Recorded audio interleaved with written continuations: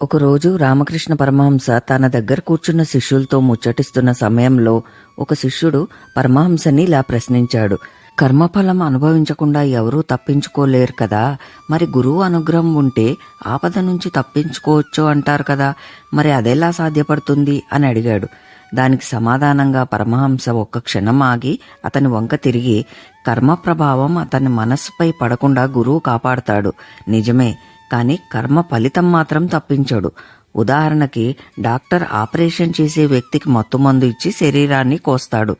Operation జరుగుతుంది, కానీ శరీరాన్ని కోసిన నొప్పి మాత్రం అతని మనస్సుపై ఉండదు కదా అని అన్నారు.